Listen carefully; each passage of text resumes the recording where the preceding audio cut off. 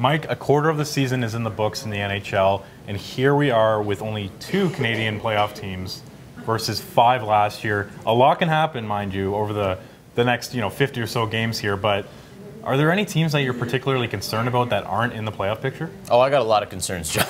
Let's hear a lot. First off, a team behind us, the Edmonton Oilers, who thought that they would not only be out of a playoff spot, but really be fighting it out with Arizona for last place in the league. And that is really, it's not surprising, that's shocking, because I think you and I, basically every hockey writer in the country, were picking the Edmonton Oilers at least for the Final Four, if not for the Stanley Cup Final.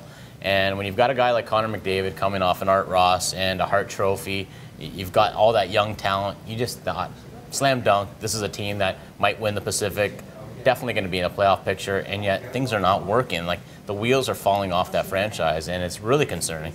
Speaking of good runs last year that have kind of stalled this year, the Ottawa Senators, so close to the Stanley Cup Final. Mind you, it was a bit of a magical run last year, but here they are in a serious slump and playing basically mediocre hockey and out of the playoff picture. Yeah, it's funny. Like, Ottawa's really going through a tough time, and Montreal is very similar, where you're going, okay, what kind of team is this? Is this a team that's going to be primed for a rebuild? But to begin with Ottawa, you got Erik Karlsson. I thought this team, one win away from going to the Stanley Cup Final, and yet I know on paper they don't look like a typical playoff team. There's a lot of warts there. Yeah, and those warts are really showing themselves. Like, Craig Anderson hasn't been as sharp as he was a year ago. You lose Mark Mathot on the defense. I don't care how good Erik Karlsson is. That is a huge backbone of their defense.